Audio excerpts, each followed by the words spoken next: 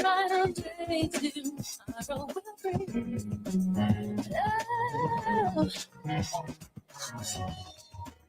you hear the voice of freedom telling you this can't be done. No matter how hard reality seems, just hold on to your dream. Yeah.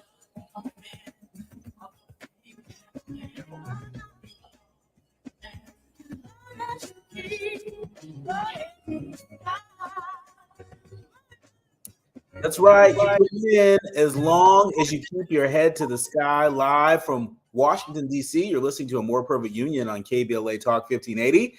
I'm Dr. Nii-Quartelai, your host and chief national political analyst. I'm in touch, and so you be in touch every day of the week right here on KBLA Talk 1580. You can follow me on all the social media platforms, including Instagram and X and Spill and Threads and all of them at Dr. Nii-Quartelai. Pro tip, just type in Dr. Nii, D-R-N-I-I, and boom, bam, boom, I pop right on up. Also, be sure to download the KBLA app to listen to us live or on demand, or simply tell Alexa to play KBLA Talk 1580 and like magic for your listening pleasure. There I am. Also, be sure to subscribe to A More Perfect Union podcast and never, ever, ever, ever, ever miss an episode. Now, before we get into the good, bad, and ugly headlines of the day, your national news roundup, I would be remiss if I didn't offer a happy heavenly birthday to Ahmaud Arbery. Today would have been Ahmaud Arbery's 30th birthday. Certainly gone too soon. In today's news, Bernie Sanders and Ro Khanna reveal a bill to cancel all medical debt. Imagine that.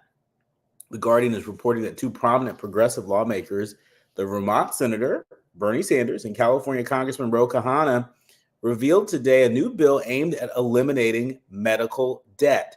The bill, introduced with Oregon Senator Jeff Merkley and Michigan Congresswoman Rashida Tlaib, would create a federal grant program to cancel all, that's right, all existing patient debt and amend the Fair Debt Collection Practices Act to block creditors from collecting past medical bills.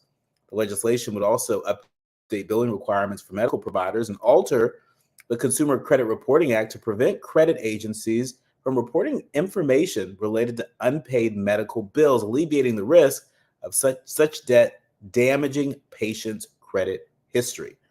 Sanders and Khanna described the legislation as vital for many families' financial security as millions of Americans struggle with the burden of medical debt. According to 2022 investigation by NPR and KFF Health News, more than 100 million Americans, wow, including 41% of adults, hold some kind of healthcare debt.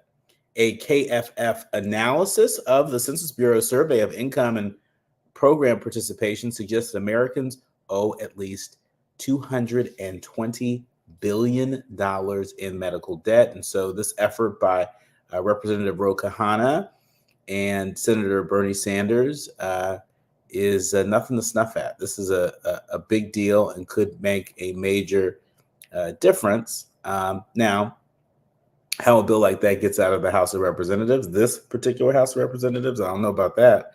And so it's feeling more like a message bill than anything else. But, all great legislation oftentimes starts that way. So let's see where that goes. So speaking of the Democrats sort of putting up a fight for everyday folks, the Democrats are urging Biden to act on immigration as Trump threatens deportation. NBC News is reporting that immigration advocates and Democratic lawmakers are urging President Biden to prioritize long-term undocumented immigrants as his administration weighs executive actions to curb record crossings along the southern border. In a letter signed by more than 80 lawmakers, including members of the Congressional Hispanic and Progressive caucuses, the Democrats asked Biden to, quote, take all available action to streamline pathways to lawful status for undocumented immigrants ahead of the November election. Deporting all such individuals, as former President Trump has threatened to do if reelected would devastate the American economy and destroy American families. That's what this coalition of lawmakers are saying. The letter offers concrete steps that they say the White House could take, including streamlining the process by which DACA recipients or immigrants brought to the country illegally as children can seek to change to a non-immigrant status. Lawmakers also asked Biden to unify families by allowing undocumented migrants married to U.S. citizens to seek parole on a case-by-case basis and reduce processing time for green card so that the migrants could be eligible to work. The chair of the Hispanic Caucus, Representative Nanette Barragan, representing the people of Southern California, including but not limited to Long Beach, said in a statement that Biden, quote, should seize this critical moment by exercising his executive authority to rebuild our broken immigration system. We'll see what happens there. Moving along, Robert F. Kennedy Jr., he's not a representative. He's running to represent the people in the Oval Office as an independent candidate for president. USA Today is reporting that RFK Jr. contracted a parasite during travels, and that's what his team is saying after this New York Times report has been making its rounds. Campaigns responding following this report from the New York Times saying that years ago, doctors found a dead worm in his brain. The Times reported today that doctors noticed a dark spot in brain scans of Kennedy after he experienced memory loss in 2010 and concluded that he had a brain tumor. It's according to a 2012 deposition. He received a call from another doctor who believed that it was not a tumor, but instead it was a dead parasite. The doctor believed the abnormality was caused by a worm that got into his brain and ate a portion of it and then died. That's what Kennedy said in this deposition per the New York Times. Kennedy told the Times he was also diagnosed with mercury poisoning, likely from ingesting too much fish containing the heavy metal at the time that he learned about the parasite. Among other symptoms, mercury poisoning can cause irritability, indecision, headache, weakness or exhaustion, and weight loss. That's according to the Centers for Disease Control. Just a little bit of a strange story. You know, you don't often hear about folks talking about how a parasite ate a part of their brain. Just a little strange. And we're going to leave it there. But that's not the only thing that's strange related to RF Kennedy Jr. NBC News is reporting that RFK Jr.'s new hire, who downplayed his January 6th, appears to have been at the Capitol during the attack. A right-wing social media influencer hired by Robert F. Kennedy Jr.'s presidential campaign, who previously said that January 6th was, quote, Democrat misdirection, appears to have himself been on restricted grounds of the U.S. Capitol during the attacks. NBC News first reported that Kennedy's campaign hired Zach Henry's firm, Total Virality, for influencer engagement in March. Henry had worked as deputy communications director for Republican Vivek Ramaswamy's presidential campaign, as well as for Blake Masters during his Senate run in Arizona. Henry, as reported by NBC News, had posted that January 6th was, quote, no MAGA insurrection, just more Democrat misdirection, and appears to have embraced conspiracy theories about the Capitol attack, including posting that Antifa was behind it, which is false. But photos and videos uncovered by NBC News and online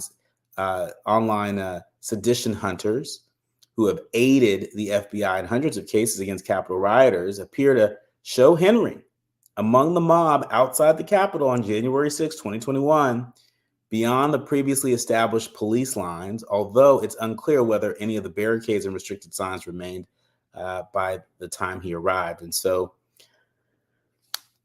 I don't know, RFK Jr. got some explaining to do. Well, I'll tell you who doesn't have any explaining to do. Delta Airlines. Y'all know I fly a whole bunch coast to coast. And so when I saw the results of this survey, it reaffirmed that I'm proud to be a Delta passenger. Delta, Southwest, they get the top marks for customer satisfaction in the J.D. Power Airlines survey. Delta Airlines and Southwest leading the pack. According to the survey, passengers' main priorities are getting to their destination easily and safely, and that outweighs even ticket pricing and determining a traveler's satisfaction with their chosen carrier. J.D. Power conducted the survey between March 2023 and March 2024, polling nearly 10,000 passengers who traveled in North America. Delta Airlines got the top mark for premium cabins. Southwest Airline is a flyer favorite for economy, and that's all you need to know. It wasn't American Airlines, I'll tell you that much, and I got plenty of stories why. When we come forward, we're going to be in conversation with Jaron Keith Gaynor. He is the managing editor of politics and White House correspondent for the Griot, and he has a clip from the White House press briefing room that's gone viral in response to Governor Kathy Hochul of New York seemingly putting her foot in her mouth. Talking about black kids in the Bronx. We're going to give you the full scoop when we come forward. You're listening to A More Perfect Union on KBLA Talk 1580. The station you turn to when you had it up to gear with cultural incompetence. KBLA Talk 1580.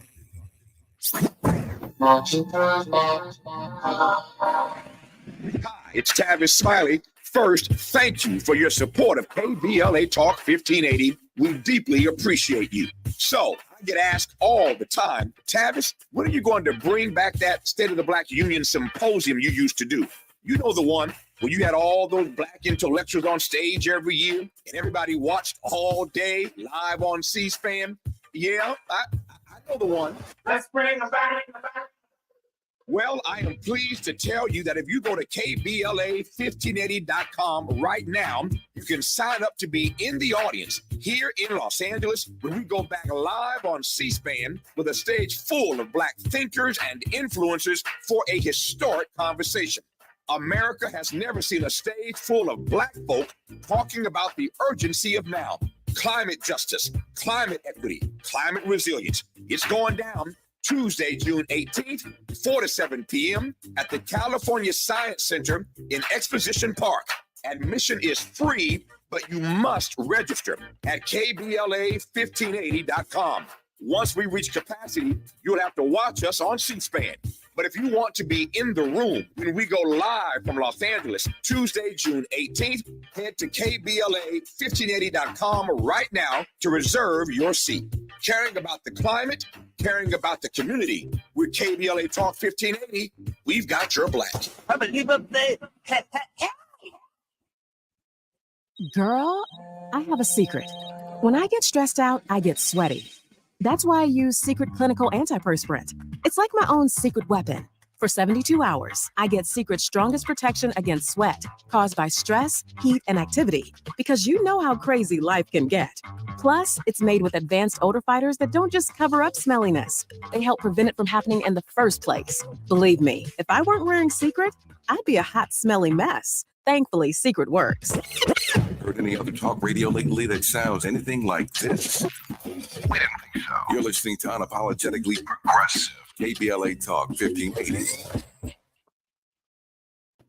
You're listening to A More Perfect Union on KBLA Talk 1580. I'm Dr. Nii-Quartelai Quartey, and you have to be hiding under a rock to have missed an exchange in the White House press briefing room between Jaron Keith Gaynor, the managing editor of politics and White House correspondent for the Griot, and White House Press Secretary Karine Jean-Pierre when news swept up about Governor Kathy Hochul of New York putting her foot in her mouth. Take a listen at a little bit of this exchange with White House Press Secretary Karine Jean-Pierre.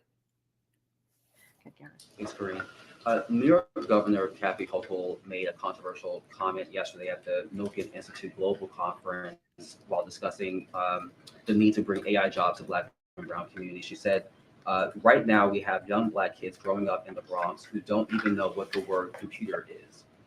What is the White House response to that? I'm going to be super mindful. I have not heard these comments, so I want to make sure I go back, read the comments, and get a sense of what was happening here. So I don't want to comment and be really mindful speaking at this podium on behalf of this president. So I just want to go back and see exactly. I know you're reading an excerpt or a line from what she said, but I just want to be super, super mindful here. Does the White House believe it is right to insinuate that Black kids don't know what the word computer means? I mean, look, obviously, we don't think that is the right way to speak about young people in any way, in any form. But I do want to be mindful and to be fair here and go back and hear exactly what she said. Just want to be mindful of speaking from here at the podium. Joining us now is Jaron Keith Gaynor of the Griot. Welcome to the show, Jaron. Hey, Nii-Quartelai. Good to see you. Good to see you too. Good to see you too. And so, were you satisfied with the answer from Karine Jean-Pierre? Being in the press briefing room, there are times where the relationship between the press and the White House can sort of seem adversarial. But ultimately, we're there just to get the answers. And I must say that in the moment, I was surprised that she didn't have an answer to it, because the remarks from Governor Hochul were very, it was wrong, right? I think it was very obvious that what she said was wrong. And so I was surprised that there wasn't at least some response to the comment. So in the moment, I'm thinking, wait, I need to get some type of answer. I think it's important for the White House to go on record responding to these comments. Obviously, Governor Hochul is a Democrat, is an ally to the Biden administration. So I can imagine it's not something that the White House would want to necessarily take the opportunity to disparage the governor. But I thought it was important to at least try to get some type of answer. Now, Jaron, you're also a New Yorker. You're from a neighboring borough. You're from Brooklyn. Talk to me about how this is playing on the ground in New York. Are folks satisfied with Governor Hochul sort of walking it back? Or do you think this could be a problem for the governor as she's running for re-election? I think that this definitely will become an issue for the governor. Her election, for those who don't know, she came into office when Governor Cuomo had to step down over controversy.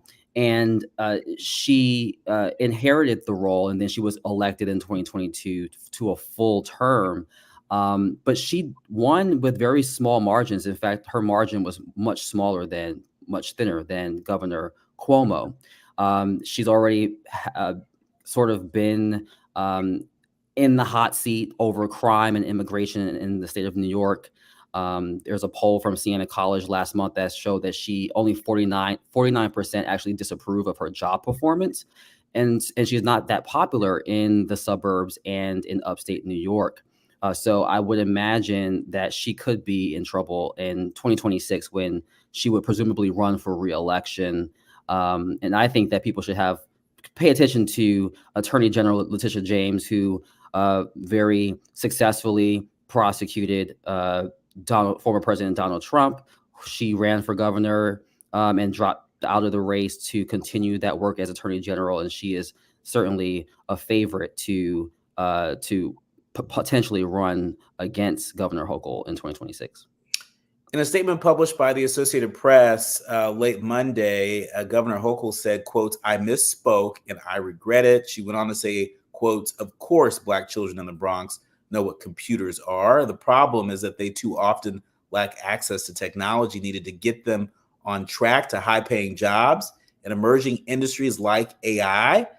That's why I've been focused on increasing economic opportunities since day one of my administration, and will continue to fight to ensure every New Yorker has a shot at good paying jobs." And so Jaron, do you think the governor has quelled it? Has she successfully sort of walked that back?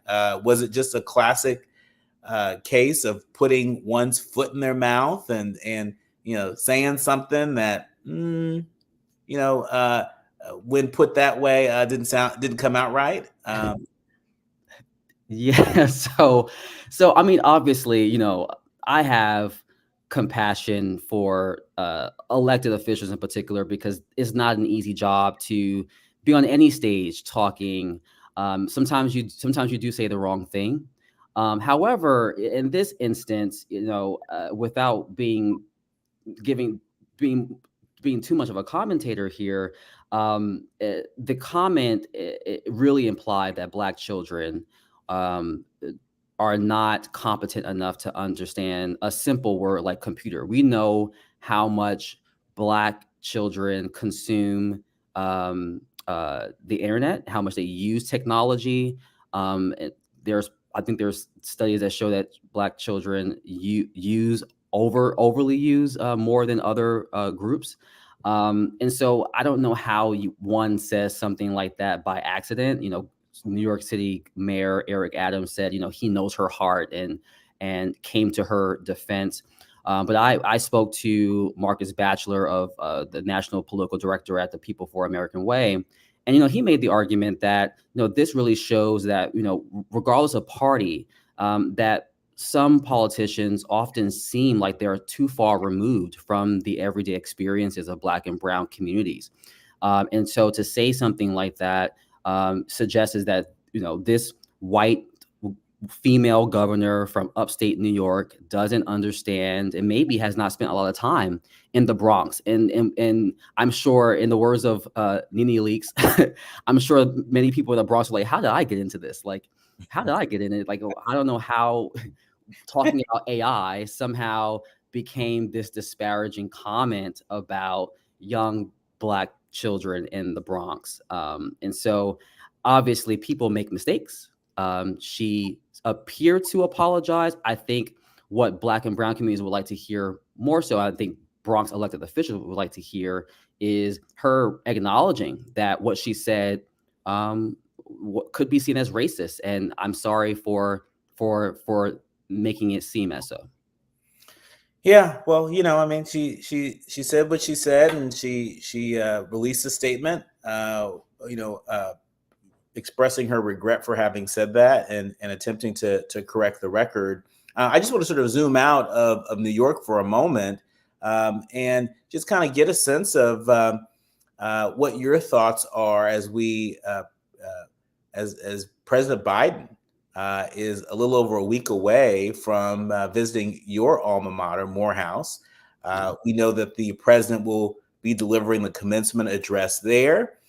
There have been mixed responses to that commencement address by some students and alumni. What are you hearing from the Morehouse community as the president prepares to deliver this commencement address? And are folks confident, that the president will meet the moment? Yeah, I look forward to hopefully being there on the ground to cover the president's remarks at Morehouse. The Morehouse community, I would say, many alumni in particular are not happy with the president going to the campus because this is a college that produced Martin Luther King Jr. and someone who stood up against the Vietnam War, and many people see the wrongs of that war. They make that comparison to what's happening in Gaza. But ultimately, the college believes that having a sitting president is something that's important for the institution. I believe that is so as well. This would be the second sitting U.S. president to give a commencement speech at Morehouse following President Obama. And it gives the president an opportunity to hopefully speak to what's happening across the country. We were seeing protests all around the country, and perhaps this can be a moment for Morehouse to be a place where the president is able to make inroads with the American public who are not happy with what's happening right now. Well, all eyes will be on Morehouse on May 19th, and Jaron said it. He hopes to cover it, as do I. And after that, we hope to reconvene and give you the skinny on how things went down in Atlanta. Yeah. But my thanks to Jaron Keith Gaynor. He is the managing editor of politics and the White House correspondent for the Griot. Each day, we try to bring you a political digest of headlines that you need to know and really smart people that can help us to make it make sense. Jaron Keith Gaynor is one of those people. We look forward to having you back again soon. Thank you, friend. See you in Atlanta. See you in Atlanta. You're listening to A More Perfect Union on KBLA Talk 1580. More when we come forward. Quiet part out loud. KBLA Talk 1580. I'm Amber Payton. Here's the latest on the Black Information Network. New York City Mayor Eric Adams is getting a new Democratic challenger in his bid for re-election next year. Delnor Myrie, a state senator from Brooklyn, is the second Democrat to officially declare his intent to challenge Adams and has set up an exploratory committee to begin raising funds. In a written statement, Myrie said that voters are tired of the current mayor's, quote, showmanship, end quote, and are yearning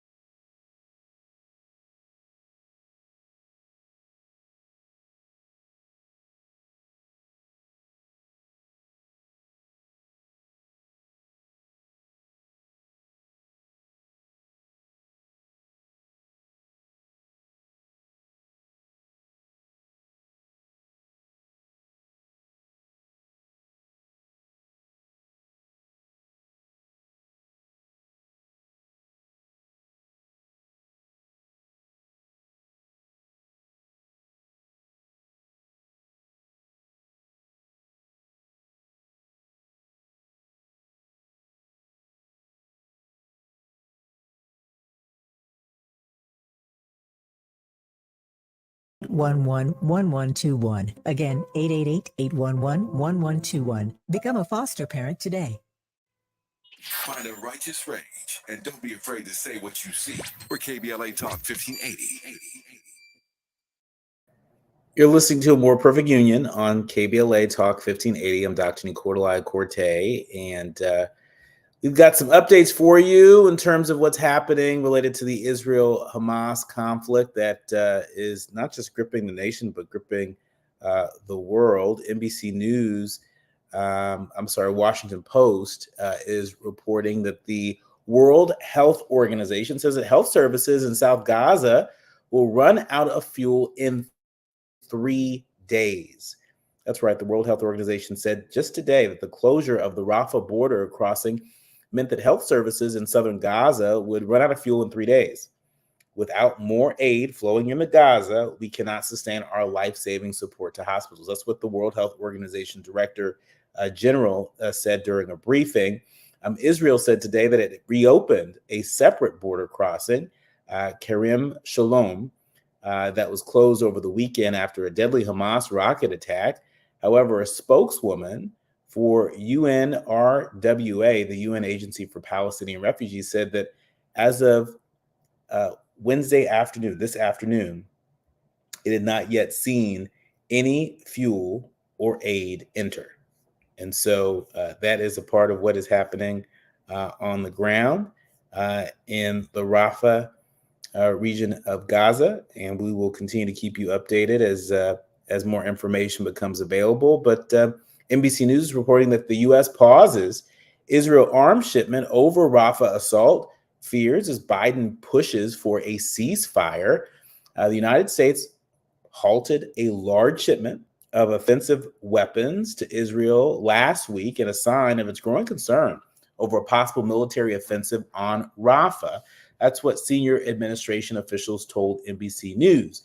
The decision came as President Biden pushes for Israel and Hamas to compromise and to reach a ceasefire deal that would head off a large-scale assault on the city in southern Gaza, where more than 1 million Palestinians are sheltering in dire conditions.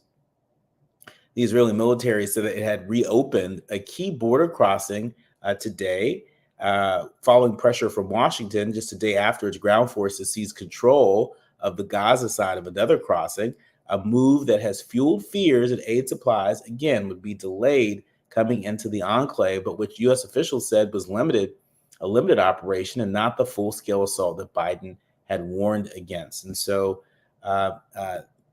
this is some of the latest coming out of that region. But back here at home, campus protests on Gaza split Democrats and unite Republicans amid fear of violence. USA Today is reporting that protests at American colleges over the Israeli-Hamas war in Gaza are dividing Democrats and unifying Republicans as fears of campus violence loom.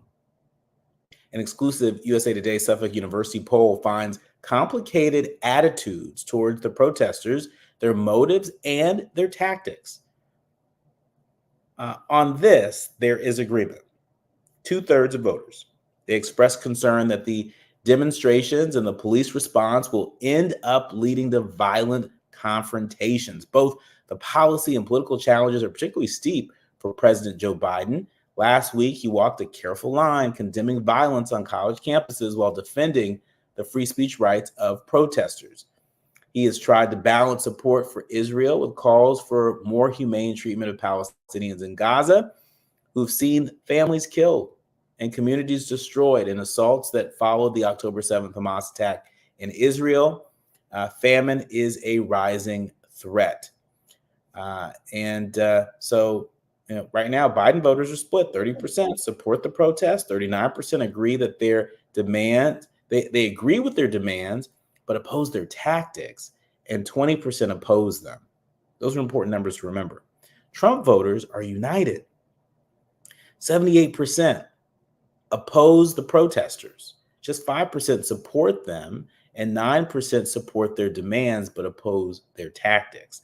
The poll of 1,000 registered voters taken by landline and cell phone, April 30th to May 3rd, has a margin of error plus or minus 3.1 percentage points. So those are important numbers to pay attention to. There's support out there, but again, when it comes to the tactics, particularly among Democrats, that's when people start to feel a little queasy. And so at this moment, at least based on this poll, almost 80% opposition to protesters by Republicans, no surprise there, but 20% opposition from Democrats.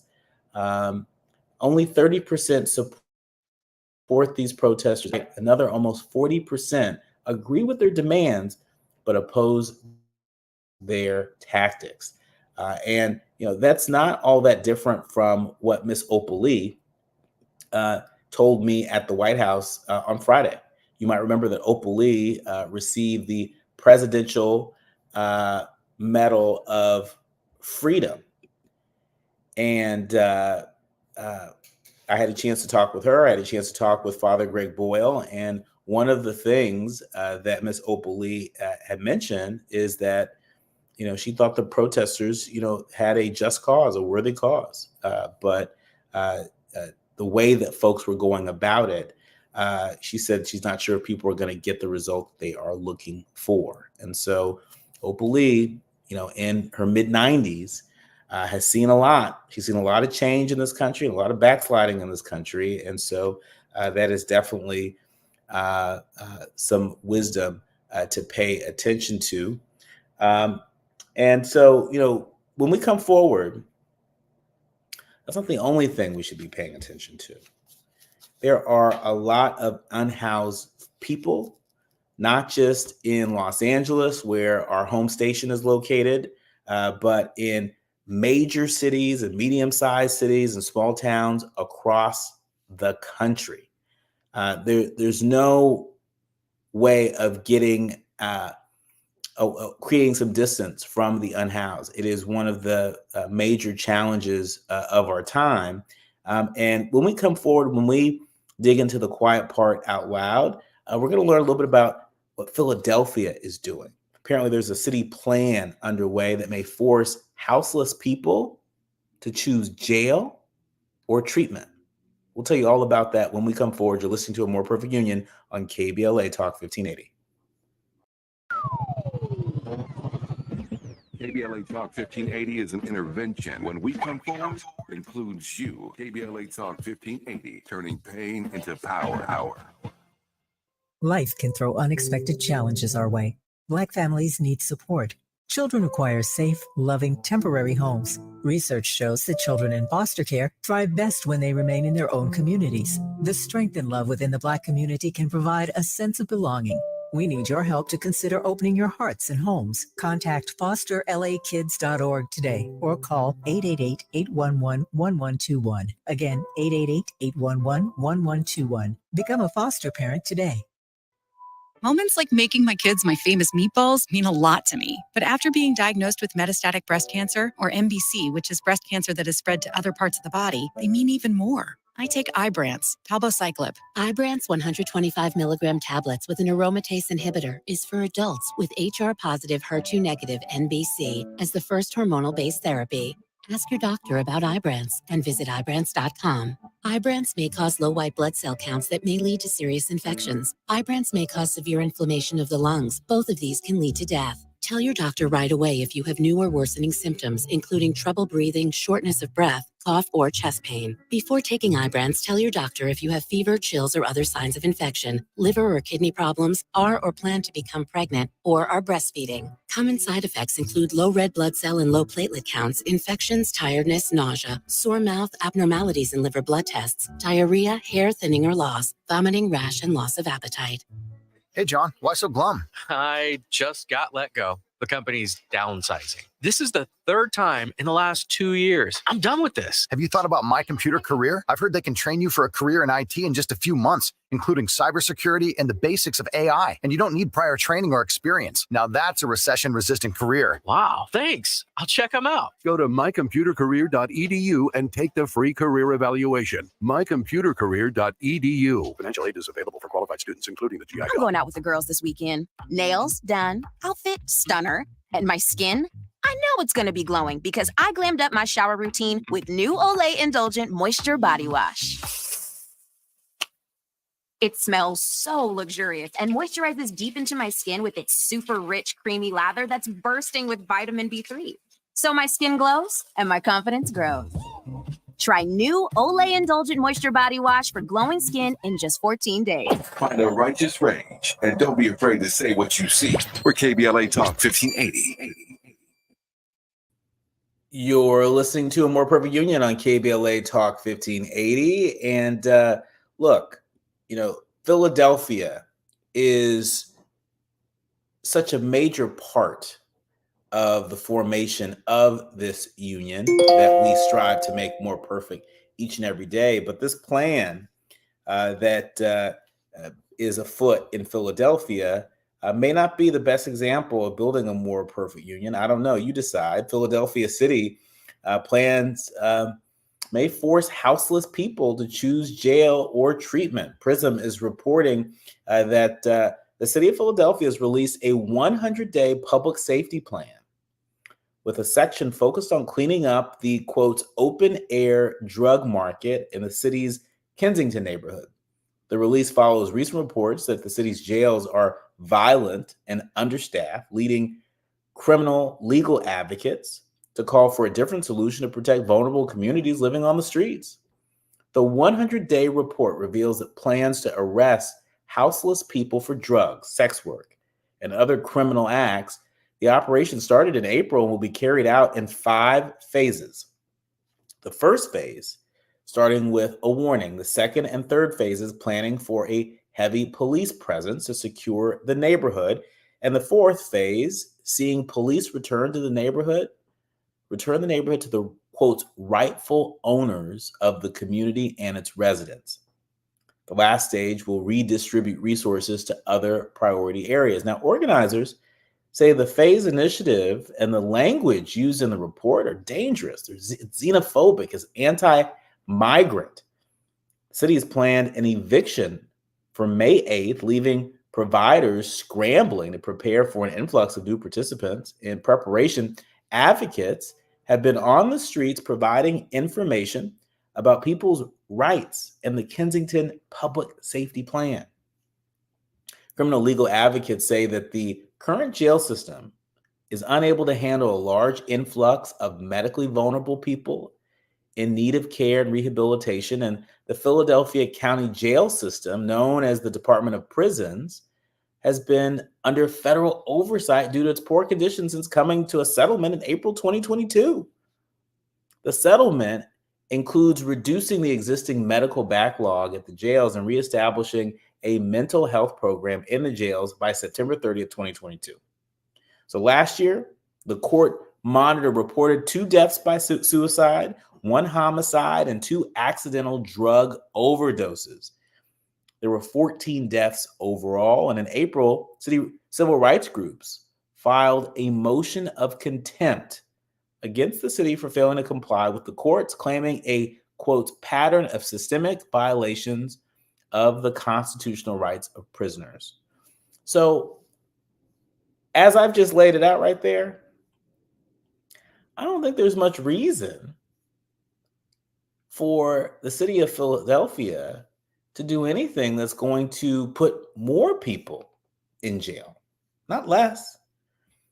They don't even seem to have the resources to provide the kind of treatment that people need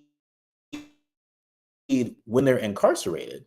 And so what makes us think that by putting more people in jails there, by incarcerating more people, that somehow those resources are going to magically appear? I don't think they are, and chances are you don't think so either. Philadelphia Police Commissioner Kevin Bethel recently said that there's no timetable for arrests starting in Kensington, and even if people from the street decide to begin treatment, it's unclear what that will look like and how they will be supported with housing afterwards. Mayor Sherelle L. Parker's administration has announced the opening of triage centers, which seems similar to the current police-assisted diversion programs. The plan remains unclear, and the administration refuses to provide further details. Let me also just add, these treatment centers and hospitals in the city have often been unable to assist people outside of jails and prisons. A patient recently died while withdrawing from drugs at Eagleville Hospital, an inpatient rehab often cited as a space for people struggling with addiction in Montgomery County, Pennsylvania, just northwest of Philly. And in November, another patient died in the behavioral health unit at the Hospital of University of Pennsylvania, Cedar Avenue in West Philadelphia. That hospital is part of a larger health system that shut down Right 4, which was an 18-bed inpatient rehab. And so, again, folks putting these plans in place, but don't seem to have the resources in place to support people. And, you know, anybody caring for an individual should do no harm. It's part of the reason why doctors take the Hippocratic Oath to do no harm, right? At the very least, if you're not making somebody feel better, do no harm.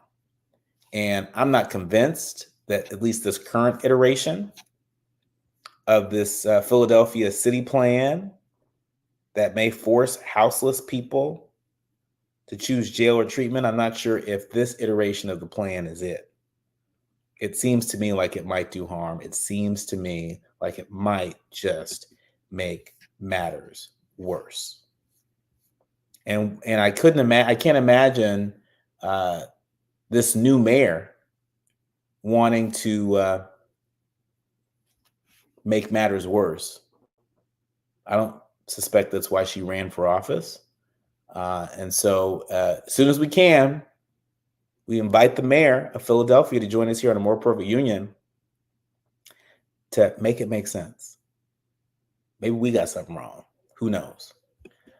Before we let you go, let me finish with this. The LA Times is reporting that most young adult renters are considering leaving LA due to high housing costs. That's what this poll finds. A majority of LA voters are considering abandoning the city because housing is just too expensive. The findings follow years of dissatisfaction with crushing housing costs and is threatening the city's future as young adults and renters are the most likely to contemplate leaving. The LA Times is reporting that nearly 3/4 of renters and those under 35 have given consideration to moving out of Los Angeles, compared with 37% of homeowners, 26% of those 65 or older. This poll was conducted for the LA Business Council Institute in partnership with the LA Times.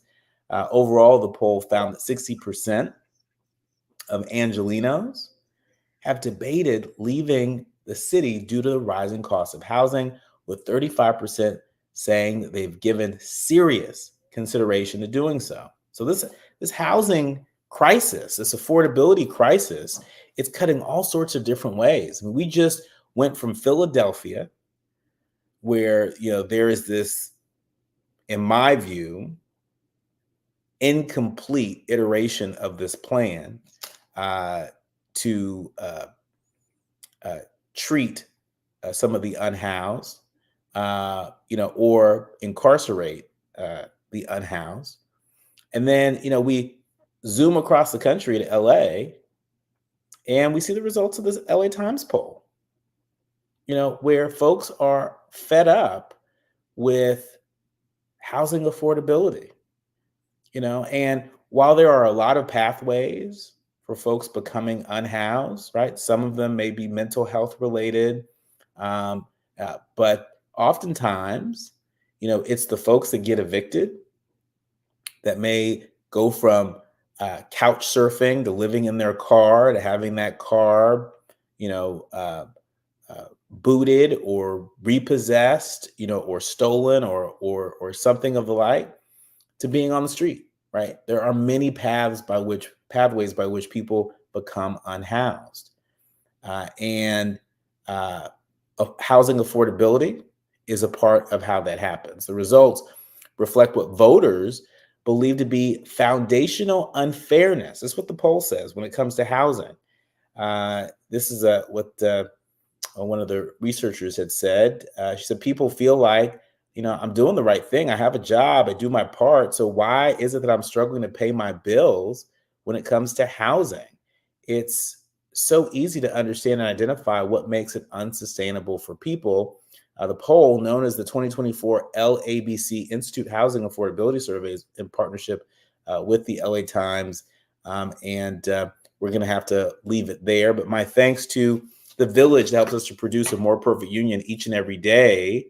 Our executive producer, Tavis Smiley, our sound engineer extraordinaire, Miles Lowe, our show producer, Robert Battles, and our podcast publishing guru, the Odell Bodie, and of course, each and every one of you. Last thing before we go, I just want to express our sincere condolences to Emory, to Tavis Smiley, who lost his father, Emory G. Smiley Sr. He lost his father, and we want Tavis and his entire family to know that we are thinking of them and lifting them up. What a fine legacy that Tavis gets to continue. So today we remember Emory Smiley. You've been listening to A More Perfect Union on KBLA Talk 1580. Remember, don't panic, organize, do what you can from where you are with what you have. I'm Dr. Nii-Quartelai Quartey, and you're listening to KBLA Talk 1580.